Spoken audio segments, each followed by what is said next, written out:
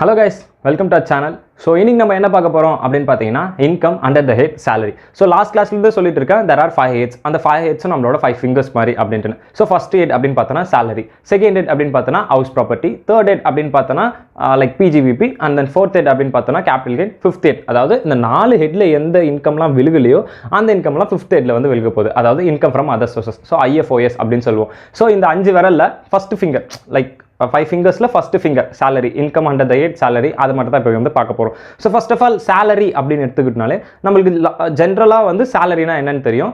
ஒரு பர்சன் கிட்ட நம்ம ஒரு சர்வீஸை ப்ரொவைட் பண்றோம், லைக் குட் இல்ல சர்வீஸ், நம்ம ஒரு சர்வீஸை கொடுக்குறோம், அந்த சர்வீஸ்க்கு அவங்க வந்து நம்மளுக்கு மணி கொடுக்குறாங்க. ஓகேங்களா? லைக் நீங்க பொருள் விற்கல, அங்கே ஒரு பண்ட மாற்றம் பார்ட்டரு இல்லை சம்திங் எக்ஸ்சேஞ்சோ இந்த மாதிரி எந்த ஆக்டிவிட்டியும் நடக்கல, ஒரு பர்சனுக்கு அவருக்கு தேவையான சர்வீஸை நீங்கள் ரெண்டர் பண்ணி கொடுக்குறீங்க. ஓகேங்களா? ஒரு ப்ராஜெக்ட் விஷயமாகட்டும். ஸோ நீங்கள் என்ன ப்ரொவைட் பண்ணுறீங்கன்னா சர்வீஸ் மட்டும் ப்ரொவைட் பண்ணுறீங்க. இந்த மாதிரி சர்வீஸ் ப்ரொவைட் பண்ணுறதுக்காக ஒரு அமௌண்ட் நம்ம ரிசீவ் பண்ணுவோம் இல்லையா? ஸோ அதுதான் வந்து பார்த்தீங்கன்னா சேலரி அப்படின்னு சொல்லுவாங்க. ஓகேங்களா? ஸோ சர்வீஸ் ப்ரொவைட் பண்ணுறதுக்காக ஒரு அமௌண்ட் ரிசீவ் பண்ணுறது நல்லா ஞாபகம் வச்சுங்க சர்வீஸ்க்கு. ஏன்னா இது வந்து இன்டைரக்ட் டேக்ஸ் பார்க்கும் போது நம்மளுக்கு ஜிஎஸ்டியில் வந்து கூட்ஸ் அண்ட் சர்வீஸ் டேக்ஸ் அப்படின்ட்டு வரும். ஸோ சர்வீஸ் அண்டரில் இது வருது அப்படின்ட்டு நம்ம டாக்ஸ் போடவும் மாட்டோமா அப்படின்றதெல்லாம் அதில் படிப்போம். ஓகேங்களா? ஸோ ஜென்ரலாக ஞாபகம் வச்சுக்கோங்க, a person rendering a service to another person, so earn something, it's called salary. ஓகேங்களா?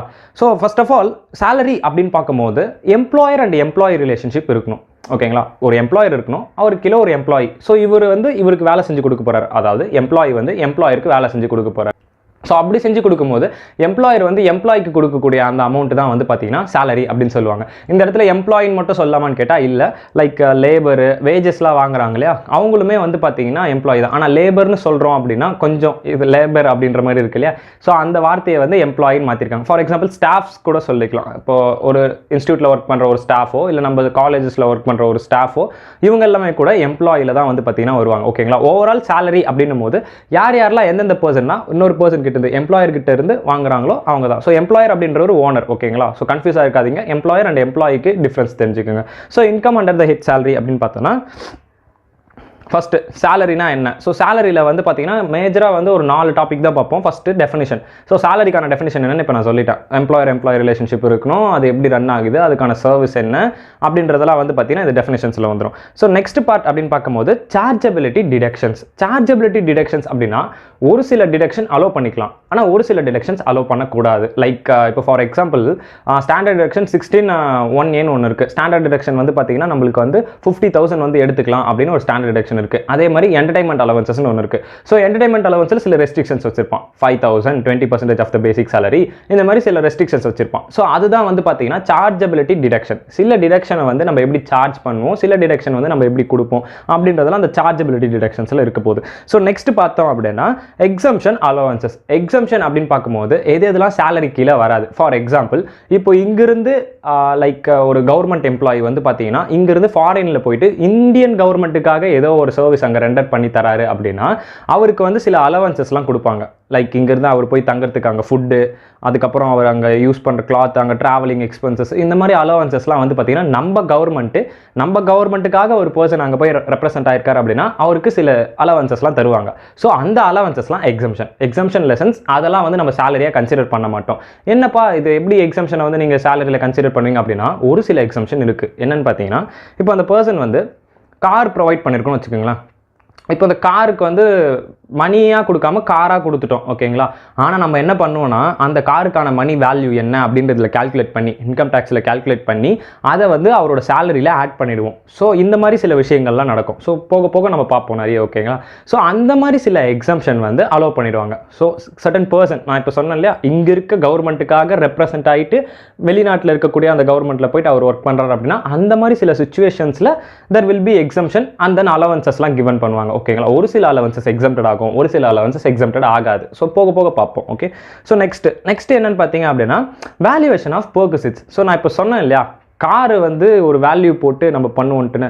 ஸோ அப்போது காருக்கு வந்து பண மதிப்பீடு போட போகிறீங்க, அதாவது நான் மானிட்டரி பெனிஃபிட் அப்படின்னு சொல்லிக்கலாம். ஓகேங்களா? பெர்குசிட்ஸ் அப்படின்றது ஒரு நான் மானிட்டரி பெனிஃபிட். நான் மானிட்டரி பெனிஃபிட்னா மணியாக கொடுக்காம அதை வந்து நம்ம பொருளாக கன்வெர்ட் பண்ணி கொடுக்குறது. லைக் இப்போ வந்து பார்த்தீங்கன்னா இப்போ நான் ஆஃபீஸ் போகிறேன்னு வச்சுக்கோங்களேன், எனக்கு ஆஃபீஸுக்கு வந்து பார்த்தீங்கன்னா கார் ப்ரொவைட் பண்ணியிருக்காங்க. லைக் நான் வீட்டில் இருந்து ஆஃபீஸ் வரைக்கும் போகிறதுக்கு எனக்கு கார் கொடுத்துருக்காங்க. கார் என்ன அப்படியே மேலேருந்து பறந்து வந்துருச்சா, இல்லைனா லைக் எங்கள் அப்பா வீட்டு சொத்து போட்டு நான் வாங்கினேன்னா, இல்லைனா எங்கள் தாத்தா யாருன்னா வாங்கி கொடுத்தாங்க, இல்லை எனக்கு யாருன்னா என் ஃப்ரெண்ட்ஸ் யாருன்னா கிஃப்ட் பண்ணாங்கன்னா? இல்லை, ஆஃபீஸ் ஸ்டாஃப் நான், லைக் அங்கே ஒரு ஹையர் பொசிஷனில் இருக்கேன், ஆஃபீஸாக எனக்கு ப்ரொவைட் பண்ணியிருக்கு. ஆனால் ஆஃபீஸ் தான் எனக்கு சேலரி தருது, அப்புறம் எதுக்கு இதை ப்ரொவைட் பண்ணோம்? அந்த சேலரியில் நான் கார் வாங்கிக்கலாம்ல. இருந்தாலும் என்ன பண்ணுது ஆஃபீஸ், எனக்கு பரவாயில்ல சார், நீங்கள் வந்து ஜம்முன்னு காரில் போயிட்டு ஜம்முன்னு திருப்பி இதிலே வாங்க அப்படின்னு வந்து காரை வந்து ப்ரொவைட் பண்ணேன். அந்த ஜம்முன்னு ஒரு வார்த்தை சொன்ன பார்த்தீங்களா, அந்த ஜம்முன்ற வார்த்தைக்கு நம்ம ஜம்முன்னு ஒரு டேக்ஸை போட்டுருவோம். ஓகேங்களா? ஸோ அதுக்கு ஒரு வேல்யூவை கால்குலேட் பண்ணி நீங்கள் ஜம்முன்னு போகிறீங்க, அந்த ஜம்முன்றதுக்கு ஒரு டேக்ஸ் வந்து கொடுத்துருங்க தயவு செஞ்சு அப்படின்னு நம்ம சொல்லுவோம். ஸோ நான் மானிட்டரி பெனிஃபிட் மணியாக கொடுக்காம நம்மளுக்கு ஒரு பொருளாக வந்து ப்ரொவைட் பண்ணுறாங்க. ப்ரொவைட் பண்ணாங்க அப்படின்னா அதுக்கு சில கால்குலேஷன்ஸ்லாம் இருக்குது. அந்த காரோட சிசி எவ்வளோ, அதோட இன்ஜின் ரேட் எவ்வளோ அப்படின்றதெல்லாம் கொஞ்சம் அப்படி பெருசாக கொடுத்துருப்பான் உங்கள் புக்கில். ஸோ அதெல்லாம் பார்த்து அதுக்கு எவ்வளோ வந்து நம்ம டேக்ஸ் போட்டு அதை கொண்டு போயிட்டு அந்த பர்சன் சேலரி வாங்குவா இல்லையா. ஃபார் எக்ஸாம்பிள் அந்த பர்சன் ஒரு 80,000 சேலரி வாங்குறாங்க வச்சுக்கோங்களேன். ஸோ நம்ம கால்குலேட் பண்ண பர்க்ஸிட்ஸ், அதாவது ஒரு கார் செலவு, அண்ட் தென் அதர் தென் வேறு எதனா அவருக்கு எம்ப்ளாயர் வந்து டிவி இல்லை வேறு எதனா லைக் ரெஃப்ரிஜரேட்டர் இந்த மாதிரி எதனா வந்து கொடுத்துருக்கலாம் கூடு. ஸோ அந்த மாதிரி எதனா கூட ப்ரொவைட் பண்ணியிருக்கலாம், அக்கமடேஷன் கொடுத்துருக்கலாம், இந்த மாதிரி ஃபுட்டு எதனா ப்ரொவைட் பண்ணியிருக்கலாம். இது எல்லாமே நான் மானிட்டரி பெனிஃபிட். ஸோ இது எல்லாத்தையுமே வந்து கால்குலேட் பண்ணி சர்டன் அமௌண்ட்டை கொண்டு போயிட்டு, இப்போ ஒரு எக்ஸாம்பிளுக்கு 80,000 வாங்குறா சொன்னால், சரி ஓகே 80,000 வாங்குறாருன்னு வச்சுக்கோங்க. அந்த 80,000 கூட நீங்கள் கால்குலேட் பண்ண அந்த அமௌண்ட்டை ஆட் பண்ணிவிட்டு அதுதான் வந்து பார்த்தீங்கன்னா கிராஸ் சேலரி காட்டுவீங்க. கிராஸ் சேலரிங்க நல்லா ஞாபகம் வச்சுக்கோங்க. Cross salary. நெட் சேலரி எப்போ வரும் அப்படின்னு பார்த்தீங்கன்னா, சேலரி ஹெட் கீழே ஒரு டிடக்ஷன்ஸ் இருக்கு இல்லையா, அந்த டிடக்ஷன்ஸ்லாம் கொடுத்துட்டு நான் லாஸ்ட் கிளாஸில் சொல்லியிருப்பேன்னு நினைக்கிறேன். லைக் அந்த பொண்ணோட சம்மந்தம் வேணும், அதுக்கப்புறம் வந்து பார்த்தீங்கன்னா அந்த பொண்ணுக்கிட்ட இருக்க எல்லா பிரச்சனையும் முடிக்கணும், லைக் நம்மளுக்குள்ள ஒரு அண்டர்ஸ்டாண்டிங் வேணும். அந்த அண்டர்ஸ்டாண்டிங் தான் வந்து பார்த்தீங்கன்னா அந்தந்த ஹெட் கீழே வர டிடக்ஷன் அப்படின்னு நான் சொல்லியிருப்பேன். ஸோ அந்த அண்டர்ஸ்டாண்டிங் வந்துச்சு, லைக் அந்த அண்டர்ஸ்டாண்டிங் வந்துச்சுன்னா தான் net salary. Gross salary understanding, அதாவது அந்த deduction 16(1)(a) sorry 1A. So அந்த அண்டர்ஸ்டாண்டிங் செக்ஷன் 16(1)(a). ஸோ அதை நம்ம வந்து 50,000 கொடுத்துட்டோம் அப்படின்னா அதுக்கப்புறம் வரது தான் நெட் சேலரி. ஸோ அதுக்கப்புறம் 5 ஹெட் கால்குலேட் பண்ணி அப்பா அம்மா கிட்ட போகிறதுலாம் அடுத்த கிளாஸில் வந்து நம்ம பார்ப்போம். ஓகேங்களா? ஸோ இதுதான் வந்து பார்த்தீங்கன்னா மேஜராக நம்ம சேலரிஸில் பார்க்க போகிறது. So next basic elements of the salary. சேலரியில் இப்போ சேலரின்னு எடுத்துக்கிட்டோம், எதெல்லாம் சேலரின்னு நம்ம சொல்லுவோம். லைக் இந்த மாதிரி ஒரு பர்சன் வந்து வேலை செய்கிறாரு வாங்குறாரு, இது மட்டும் தான் சேலரியாப்பா அப்படின்னு கேட்டால் இல்லை, ஒரு சில பேசிக் எலமெண்ட்ஸ் இருக்குது. எதெல்லாம் நம்ம சேலரியில் இன்க்ளூட் பண்ண போகிறோம், எதெல்லாம் நம்ம சேலரியில் எக்ஸ்க்ளூட் பண்ண போகிறோம். ஸோ ஃபஸ்ட்டு எம்ப்ளாயர் ரிலேஷன்ஷிப் இருக்கணுங்க. ஸோ ஓனரு லேபர் இந்த 2 ரிலேஷன்ஷிப் இருக்கணும் ஃபஸ்ட்டு. ஏன்னா இது நீங்கள் லைக் நீங்கள் எழுதும் போது கூட எம்ப்ளாயர் அண்ட் எம்ப்ளாயர் ரிலேஷன்ஷிப் இருக்கா இல்லையான்னு செக் பண்ணிடலாம். கொஷின் படிக்கும் போதே நம்மளுக்கு தெரிஞ்சிடும். கொஷினில் வந்து mister X is an employer அப்படின்னு கொடுக்காம மிஸ்டர் எக்ஸ் வந்து மிஸ்டர் ஒய் கிட்ட இந்த வேலை வாங்கியிருக்காரு அப்படின்னும் போது நீங்கள் அசியூம் பண்ணிக்கணும், okay mister X is employer, mister Y is employee. So இதெல்லாம் நீங்கள் பண்ணும்போது இம்ப்ரெசிவ் பாயிண்ட்டாக இருக்கும். There is exist in employer and employer relationship. So it's comes under the head salary அப்படின்னு நீங்கள் கொடுத்தீங்க அப்படின்னாலே ஓகே பையன் வந்து படிச்சிருக்கான் அப்படின்ற ஒரு ஃபீல் ஃபஸ்ட்டே கொடுத்துரும் கரெக்ஷன் பண்ணுறவங்களுக்கு. ஓகேங்களா? So first employer and employer relationship இருக்கணும். Next arrear salary also included. என்னப்பா இது அரியர் சேலரி, நான்லாம் வந்து செமஸ்டரில் தான் அரியர் வச்சுருக்கேன், சேலரி எல்லாம் யார் அரியர் வைக்கிறது? சேம், இப்போ நீங்கள் அரியர் வச்சிங்க அப்படின்னா மொத்தமாக ஒன்றா சேர்த்து நம்ம வந்து ஃபைனல் செமஸ்டரில் எழுதுவோம் இல்லையா. லைக் ஃபஸ்ட்டு செமஸ்டர்லேருந்து அரியர் இருக்குப்பா, first semester, second semester, 3rd, 4th, 5th வரைக்கும் இருக்குது, மொத்தமாக 6th நான் கிளியர் பண்ணுறேன். அதே மாதிரி தான் சேலரியில் ஒரு 2 வருஷத்துக்கு சேலரி கொடுக்காமல் இருப்பான். இப்போ வந்து பார்த்தீங்கன்னா ஒரு வருஷத்துக்கு நான் வந்து ஒரு 1,50,000 வாங்குறேன்னு வச்சுக்கோங்க. ஒரு வருஷத்துக்கு எனக்கு 2 வருஷம் சேலரி கொடுக்கல, லைக் நான் ஒர்க் பண்ணிட்டு இருக்கேன். 3வது வருஷம் வந்து எனக்கு சேர்த்து எவ்வளோவா தருவாங்க, 4,50,000 தருவாங்க. ஸோ அந்த மாதிரி கொடுக்கும்போது அதுவுமே நம்ம சேலரியாக கன்சிடர் பண்ணிக்குமான்னு கேட்டால் எஸ் கன்சிடர் பண்ணிக்கலாம். ஆனால் அதுக்கு ஒரு ரிலீஃப் இருக்குது. ஸோ அது அண்டர் செக்ஷன் 89 கீழே நம்ம ஒரு ரிலீஃப் கொடுப்போம். என்ன காரணத்துக்காக அந்த ரிலீஃப் கொடுக்குறோம் அப்படின்னு பார்த்தீங்கன்னா, இப்போ நான் 1,50,000 வரைக்கும் வாங்கியிருந்தேன் அப்படின்னா ஸ்லாப் ரேட் கீழே நான் வருவேனா, I am a person 60 years old. So previous video போட்டிருப்போம் ஸ்லாப் ரேட், அதை பார்த்துட்டு வந்தீங்கன்னா உங்களுக்கு இது அண்டர்ஸ்டாண்ட் ஆகும். ஸோ நான் ஒரு பர்சன் 60 years கம்மியாக இருக்கேன், ஹோல்டாக இருக்கேன். ஓகேங்களா? ஸோ எனக்கு வந்து பேசிக் எக்ஸம்ஷன் லிமிட் 2,50,000. ஸோ அந்த மாதிரி ஒரு பர்சனாக நான் இருக்கும்போது எனக்கு 1,50,000 அப்படின்றது என்னோட சேலரியாக இருக்குது. நான் வந்து அந்த பேசிக் எக்ஸம்ஷன் லிமிட் உள்ளே வரல, லைக் என்னோட சேலரி வந்து 2,50,000 தாண்டலை. ஸோ அது உள்ளே நான் வரல அப்படின்னும் போது நான் டேக்ஸே பே பண்ண மாட்டேன் இல்லையா. ஆனால் இப்போ ஒட்டுக்கா லைக் 3 வருஷம் சேலரி ஒன்றா வாங்கும்போது 4,50,000 வாங்குறேன். 4,50,000 வாங்கும்போது 2,50,000 கிராஸ் ஆகிடுச்சு இல்லையா. இவன் தனித்தனியாக கொடுத்துருந்தா நான் டேக்ஸே கட்ட வேண்டாம், ஒன்றா கொடுத்ததுனால இப்போ நான் டேக்ஸ் உள்ள விழுகிறேன் அப்படின்னா that person get a relief under section 89. அதுவுமே நம்ம வந்து நெக்ஸ்ட் கிளாஸில் வரக்கூடிய கிளாஸஸில் பார்ப்போம். ஸோ அந்த ரிலீஃப் நம்ம எப்படி கால்குலேட் பண்ணுறது, அது எப்படி எடுப்போம் இந்த அரியர் சேலரிக்கு அப்படின்னா. ஆனால் இப்போதைக்கு தெரிஞ்சுக்கோங்க, அரியர் சேலரியுமே சேலரியில் included. It's also called as salary. இது வந்து அரியர் அப்படின்லாம் நம்ம சொல்லக்கூடாது. செமஸ்டர் நீ எழுதுற, நீ அரியர் வச்சு செமஸ்டர் முடிக்கிற, எப்படி பார்த்தாலும் சர்டிஃபிகேட் உண்டு அப்படின்ற மாதிரி. ஓகேவா? Next part time job salary also included. Part டைமாக ஒர்க் பண்ணி இப்போ ஃபார் எக்ஸாம்பிள் நம்மளே நிறைய ஸ்டூடெண்ட்ஸ் இருப்போம், மார்னிங் ஆனால் காலேஜ் போகிறது, ஈவினிங் ஆனால் ஹோட்டலில் எங்கன்னா ஒர்க் போயிட்டு லைக் அந்த மாதிரிலாம் வந்து சேலரி வாங்கி நம்ம வந்து ஃபீஸ் கட்டி நம்ம படிப்போம் இல்லையா, அந்த மாதிரி அவனும் பண்ணுறீங்களான்னு எனக்கு தெரியல, பட் நிறைய ஸ்டூடெண்ட்ஸ் அந்த மாதிரி இருக்காங்க. ஸோ அந்த மாதிரி யாருன்னா ஸ்டூடெண்ட்ஸ் இருக்காங்க அப்படின்னும் போது அந்த பார்ட் டைமாக ஒர்க் பண்ணி வாங்குற சேலரியும் it's included under the head salary. ஓகேங்களா? So next, when professional is treated as an employee, என்னப்பா இது professional treated as an employee அப்படின்னு கேட்டிங்கன்னா, இப்போது நான் வந்து ஒரு கம்பெனியில் போயிட்டு ஹோல் டைம் டேரக்டராக சேர்றேன்னு வச்சுக்கோங்க. ஹோல் டைம் டேரக்டர் அப்படின்னும் போது அந்த கம்பெனியோட டேரக்டர் நான். ஸோ அங்கே எம்ப்ளாயர் அண்ட் எம்ப்ளாயி ரிலேஷன்ஷிப் இருக்குது. ஸோ அந்த கம்பெனி என்ன பண்ணுது, என்ன ஆக்டிவிட்டிலாம் இன்வால்வ் ஆகுது அதெல்லாம் பார்க்குறது என்னோட வேலை, அதை வந்து நோட் பண்ணுறது என்னோட வேலை. ஸோ என்ன கம்பெனிக்கும் எனக்கும், so company is an employer, so I am work as like a employee. So நான் வந்து இப்போது எம்ப்ளாயர் ரிலேஷன்ஷிப்பில் இருக்கேன். அட் த சேம் டைம் நான் ஒரு சிஎம்ஏ. ஓகேங்களா? இப்போ நான் ஒரு சிஎம்ஏ அப்படின்னா நான் ஒரு ப்ரொஃபஷனல் ஆகிட்டேன். என்னால் டேக்ஸ் ஆடிட் பண்ண முடியும், காஸ்ட் ஆடிட் பண்ண முடியும், எக்ஸெட்ரா. ஸோ ஆடிட்டில் என்னென்ன ஆக்டிவிட்டிலாம் சிஎம்ஏ பண்ண முடியுமோ அதெல்லாம் என்னால் பண்ண முடியும், because I am a professional. ஓகேங்களா?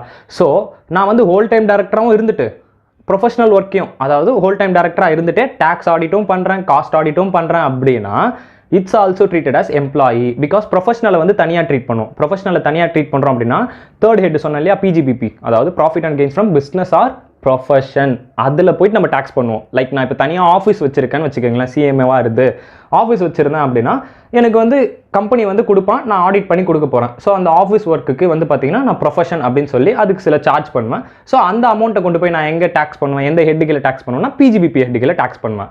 ஆனால் இதுவே நான் வந்து ஒரு கம்பெனியில் எம்ப்ளாயியாக வேலை செய்கிறேன், ஹோல் டைம் டேரக்டராக இருக்கேன், அதே சமயம் ஐ எம் சிஎம்ஏ. ஸோ அதனால் எனக்கு வந்து எலிஜிபிலிட்டி இருக்குது, நான் டேக்ஸ் ஆடிட் பண்ணுறதுக்கு எலிஜிபிலிட்டி இருக்குது அப்படின்னா அட் தட் பாயிண்ட் அதை வந்து பார்த்தீங்கன்னா நம்ம ப்ரொஃபஷனாக ட்ரீட் பண்ண மாட்டோம், சேலரி பர்சனாக தான் நம்ம ட்ரீட் பண்ணுவோம். ஸோ அந்த ப்ரொஃபஷனுக்கு நம்ம சார்ஜ் பண்ணுறதுமே சேலரியாக ட்ரீட் பண்ணி அண்டர் த ஹெட் சேலரி கீழே நீங்கள் டாக்ஸபிள் பண்ணிடுவீங்க. ஸோ அதுதான் இந்த இடத்துல professional is treated as employee அப்படின்னு சொல்லியிருக்காங்க.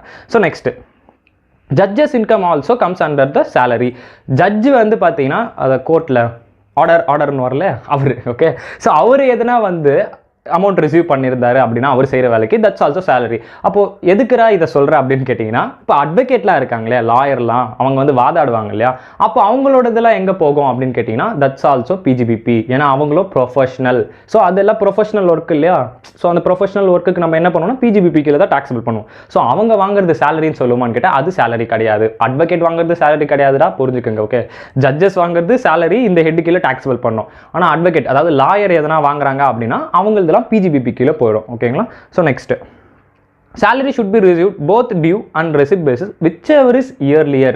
ஸோ salary அப்படிங்கிறது டியூ பேசிஸ்லேயே வாங்கலாம். இப்போ நான் வந்து பார்த்தீங்கன்னா 10,000 ரூபாய் என்னோட சம்பளம் அப்படின்னா லைக் நான் வந்து ஒரு 10 நாள் வேலை செஞ்சுட்டு 10 நாளில் வந்து லைக் கொஞ்சம் கொஞ்சமாக ரிசீவ் பண்ணுறேன். 10வது நாள் 5,000 ரூபாய் ரிசீவ் பண்ணுறேன், 20வது நாள் 8,000 ரூபாய் ரிசீவ் பண்ணுறேன், அண்ட் தென் 30வது கடைசி நாள் ஓவரால் 10,000 ரிசீவ் பண்ணுறேன் அப்படின்னா ரெசிப்ட் பேசிஸ். அப்போ ஓவரால் ரெசிப்ட் எனக்கு எப்போ வந்திருக்கும், லைக் நான் இந்த நடுவில் வாங்கலாம் ரெசிப்ட் எப்போ வந்திருக்கும், 30ஆம் தேதி ஓவராலாக நான் ரிசீவ் பண்ணியிருப்பேன். ஆனால் நான் என்ன பண்ணுறேன், டியூ பேசிஸ்லேயும் ரிசீவ் பண்ணுறேன், லைக் 5,000, 8,000, 10,000. அப்போ விச்செவர் இஸ் இயர்லியர் அப்படின்னு பார்க்கும்போது 5th, அதாவது இப்போ நான் ஃபார் எக்ஸாம்பிள் March 5 வந்து பார்த்தீங்கன்னா ஒரு 5,000 வாங்குறேங்க, March 20 வந்து பார்த்தீங்கன்னா 8,000 வாங்குறேங்க, March 31 10,000 வாங்கிடுறேங்க. லைக் எப்படி வாங்குறேன்னா இங்கே 5,000 கழிஞ்சிருச்சா, இங்கே 8,000 வாங்குறேன்னா எவ்வளோ வாங்கியிருப்பேன், மிச்சம் 3,000 ரூபாய் வாங்கியிருப்பேன். ஸோ 8,000 கழிஞ்சிருச்சா, அப்போ 31 March எவ்வளோ தான் வாங்கியிருப்பேன், 2,000 தான் வாங்கியிருப்பேன். புரியுதா? 10,000 தான், டியூ பேசிஸில் 5ஆம் தேதிக்குள்ளே 5,000 ரூபாய் வாங்கிடுறேன். அதுக்கப்புறம் 20ஆம் தேதிக்குள்ளே மிச்சம் 3,000 ரூபாய் வாங்கிடுறேன், 8,000 ரூபாய் ஆயிடுச்சு. அதுக்கப்புறம் ஃபைனலாக 31 அப்போ 1,000 வாங்கிடுறேன். So overall 10,000. இப்படி தான் கன்ஃபியூஸ் பண்ணுவான், புக்கில் எல்லாம் இப்படி தான் இருக்கும். இப்போ நான் சொன்னேன் இல்லையா, நான் சொன்னது இப்படி வாங்கியிருக்கேன்னு சொன்னதை தாண்டி உங்கள் புக்கில் எப்படி கொடுத்துருப்பானா, ஓகே இந்த டேட்லேருந்து இந்த டேட் வரைக்கும் வந்து 5,000 ரூபாய் வாங்கியிருக்காரு, 20 அப்போ 8,000 ரூபாய் வாங்கியிருக்காரு, அப்புறம் 31ஆம் தேதி அப்போ 10,000 ரூபாய் வாங்கியிருக்காரு. நம்ம ஆள் என்ன தெரியுமா பண்ணுவான், 3த்தையும் ஆட் பண்ணிடுவான், 10,000, 8,000, 5,000, 18, 23, 23,000 ரூபாய் அவரோட சேலரின்னு கொடுத்துருவான். ஆனால் புக்கில் வந்து கீழே வந்து அவரோட பர் மந்த் சேலரி 10,000 கொடுத்துருப்பான். ஸோ நம்ம ஆளுக்கு வந்து இந்த மாதிரி தான் மிஸ்டேக் பண்ணுவானுங்க. ஆனால் அது நம்ம எப்படி வாங்கியிருக்கோம் அப்படின்னு நம்ம டெரைவ் பண்ணிட்டோம் அப்படின்னா அண்டர்ஸ்டாண்டிங் ஈஸியாக இருக்கும். ஸோ அந்த மாதிரி வாங்கும்போது இது டியூ பேசிஸ். ஸோ ஓவராலாக எனக்கு அது எப்போ ரிசீவ் இருக்கும், 31 March. ஸோ 31 March வாங்குறேன் அப்படின்னா தட்ஸ் ரெசிப்ட் பேசிஸ். அப்போ டியூ பேசிஸ் ரெசிப்ட் பேசிஸ் ரெண்டுத்துலையும் இருக்கலாம். ஆனால் நம்ம கால்குலேஷன் எடுக்கும்போது விச்செவர் இஸ் இயர்லியர், எதை நீங்கள் சீக்கிரமாக வாங்கியிருக்கீங்க, அப்போ March 5 தான் நம்ம வந்து வாங்கியிருக்கோம். அப்போ March 5 தான் உங்களோட டேட்டு. லைக் அந்த டேட்டை வச்சு தான் கால்குலேட் பண்ணிட்டு வருவீங்க உங்களோட ஓவரால் சேலரி டியூ பேசிஸ். அப்போ டியூ பேசிஸில் 5,000 ரூபாய் வாங்கியிருந்தீங்கன்னா அந்த டேட்லேயே நம்ம 10,000 கன்சிடர் பண்ணி அந்த மாதத்துக்கான சேலரி அப்போயே வந்து லைக் டேக்ஸ் பண்ணுறதுக்கு நம்ம வந்து நோட்ஸ் எடுத்துப்போம். எழுதி வச்சுப்போம் ஓகேங்களா. அப்படி வச்சுக்கோங்க, கணக்கு எழுதி வச்சுப்போம். ரொம்ப ஓவராக உள்ள குதிச்சிடாதீங்க, கன்ஃபியூஸ் ஆகிடும். ஜென்ரலாக அப்படியே ஞாபகம் வச்சுட்டே போகலாம். Okay, so next advance salary also be considered the assessee can avail relief under section 89. advance salary like இப்போ நான் வந்து பார்த்தீங்கன்னா வேலை செய்ய போகிறேன், அதுக்கு முன்னாடியே நான் வந்து சேலரி வாங்கிடுறேன். இப்போ அடுத்த மாதம் சேலரி நான் இந்த மாதமே வாங்கிக்கிறேன் அப்படின்னா தட் சேலரி ஆல்சோ இன்க்ளூடட். ஆனால் advance against salary not included. Advance against salary அப்படின்றது என்னென்னா, இப்போ நான் வந்து ஒரு கம்பெனியில் வேலை செய்கிறேங்க, எனக்கு 50,000 ரூபாய் வந்து சம்பளம் தராங்க. இப்போ நான் வெளியே ஒரு இடத்துல போயிட்டு நான் வந்து 50,000 ரூபாய் சம்பளம் வாங்குறேன், எனக்கு வந்து ஒரு லோன் கொடுங்க, அந்த நம்பி எனக்கு ஒரு 50,000 கொடுங்க, அடுத்த மாதம் 50,000 வந்து நான் உங்களுக்கு அப்படியே கொடுத்துட்றேன் அப்படின்னு சொல்லிட்டு முன்கூட்டியே என்ன பண்ணுறான், வேற ஒரு பர்சன் கிட்ட இருந்து 50,000 ரூபாய் வாங்குறான் இல்லையா. அது வந்து பார்த்தீங்கன்னா சேலரியில் வருமானு கேட்டால் சேலரி கிடையாது. அது அட்வான்ஸ் அகெயின்ஸ்ட் சேலரி. ஓகேங்களா, அட்வான்ஸ் சேலரி இன்க்ளூடுங்க. இப்போ அடுத்த மாதம் சம்பளத்தை நான் இந்த மாதமே வாங்கிக்கிறேன் எம்ப்ளாயர் கிட்ட இருந்தேன்னா அது இன்க்ளூட் பண்ணி salary under the head salary கீழே போட்டுருவோம். ஆனால் அந்த சேலரி வந்து நான் வாங்குறேன்னு சொல்லி தேர்ட் பர்சன் கிட்ட போயிட்டு நான் வந்து இது அடுத்த மாதம் வந்துடும், எனக்கு நீங்கள் இதை நம்பி எனக்கு லோன் கொடுங்க அப்படின்னு நீங்கள் கேட்டு ஒரு லோன் வாங்குறீங்க அப்படின்னா அது அட்வான்ஸ் அகெயின்ஸ்ட் சேலரி. அதெல்லாம் நம்ம இன்க்ளூட் பண்ணிக்க மாட்டோம். ஓகேங்களா, ஸோ இதெல்லாம் உங்களுக்கான பேசிக் எலமெண்ட்ஸ். ஸோ இந்த சம் பாருங்கள். Mr. X joined A Limited for a salary of ₹5,000 per month. Okay, per month கொடுத்துருக்கான், நல்லா நோட் பண்ணிக்கோங்க. On 1/4/2018 in a year 2019 to 20 his incrementation was pending. So அவருக்கு 2019-20 லைக் 1/4/2018 வரைக்கும் அவர் என்ன பண்ணியிருக்காருன்னா 5,000 per monthக்கு வாங்கியிருக்காரு. 2019-20 அவரோட இன்க்ரிமெண்ட் வந்து பெண்டிங்கில் இருக்குது. லைக் இன்க்ரிமெண்ட் தருவாங்க இல்லையா, ஓகே நீங்கள் இவ்வளோ நல்லா வேலை செஞ்சுருக்கீங்க, உங்களுக்கு 500 ரூபாய் இன்க்ரிமெண்ட், நீங்கள் இவ்வளோ நல்லா வேலை செஞ்சுருக்கீங்க, நீங்கள் 1000 ரூபாய் increment, employee of the month அப்படிலாம் நிறைய இருக்கும் இல்லையா. ஸோ அந்த மாதிரி. So on 1/4/2020 his increment was finalized for 2019-20. அதாவது ப்ரீவியஸ் இயர் 2019-20க்கு 2020 தான் ஃபைனலைஸ் பண்ணியிருக்காங்க எவ்வளோ இன்க்ரிமெண்ட்டுன்னு. ஓகேங்களா, ஒரு வருஷம் தள்ளி போயிருக்கு, நல்லா ஞாபகம் வச்சுக்கோங்க.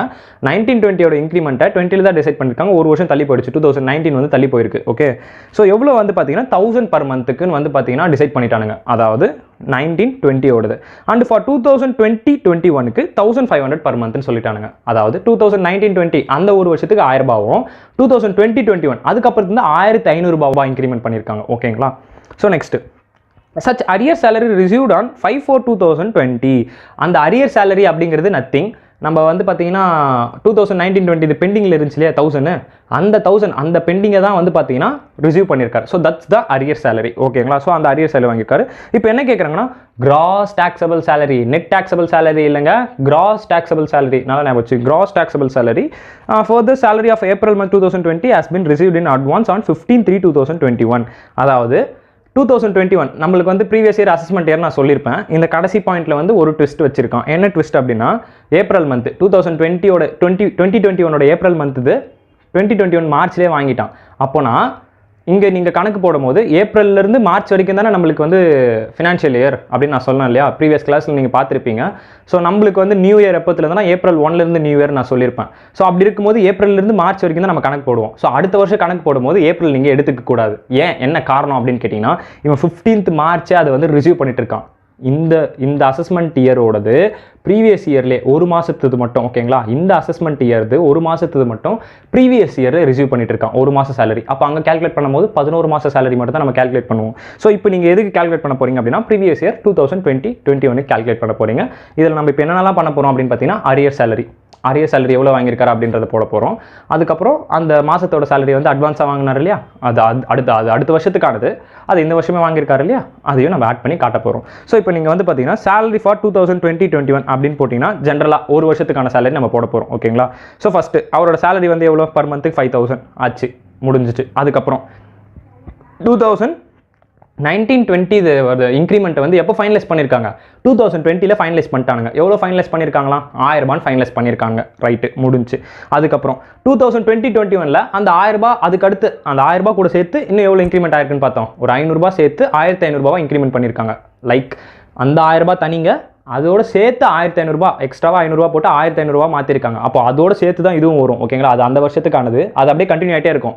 இன்க்ரிமெண்ட் ஒன்ஸ் ஃபிக்ஸ் பண்ணிட்டாங்க அப்படின்னா அது அப்படியே அதுக்கு அடுத்த வருஷத்துக்கு வந்து கண்டினியூ ஆகிட்டே இருக்கும். அதுக்கு நடுவில் இன்னொரு இன்க்ரிமெண்ட் தருவாங்க. அதுக்கு எப்போ வந்து அதை இம்ப்ளிமெண்ட் பண்ணாங்களோ அதுக்கப்புறத்துலேருந்து அது அப்படியே கண்டினியூ ஆகிட்டே வரும். ஸோ அப்படி இருக்கும்போது 1,500 ரூபாய் அதுக்கு அடுத்த வருஷம் இம்ப்ளிமெண்ட் பண்ணுறாங்க. ஸோ அதையும் நம்ம ஆட் பண்ணிக்க போகிறோம். ஸோ இது மூணுத்தையும் ஆட் பண்ணிங்க அப்படின்னா லைக் உங்களுக்கு 7,500 வரும். ஸோ 12 மந்த் நம்ம போட்டோம்னா ஜென்ரலாக வந்து நம்மளுக்கு 90,000. ஓகேங்களா, இது வந்து நம்மளோட ப்ரீவியஸ் இயர்க்கான சேலரி.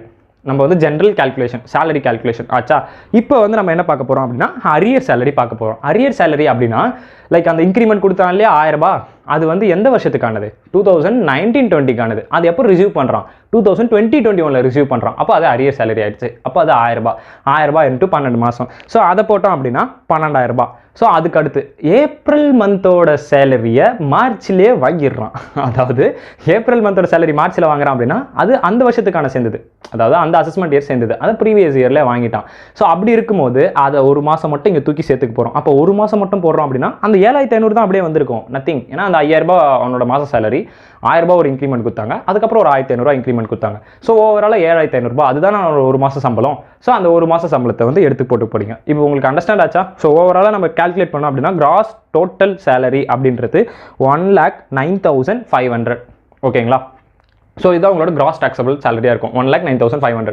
ஸோ இப்போ நெட் டாக்ஸபிள் சேலரி அப்படின்னா என்னப்பா அப்படின்னு கேட்டிங்கன்னா இதிலேருந்து ஸ்டாண்டர்ட் டிடக்ஷன் ஒன்று தருவோம். அந்த ஸ்டாண்டர்ட் டிடக்ஷன் 50,000 ரூபாய். ஸோ இந்த 1,09,500 ரூபாயில் நம்ம 50,000 கழிச்சோம் அப்படின்னா நம்மளுக்கு மிச்சம் வரக்கூடிய அந்த அமௌண்ட் தான் வந்து பார்த்தீங்கன்னா உங்களுக்கு நெட் டாக்ஸபிள் சேலரி.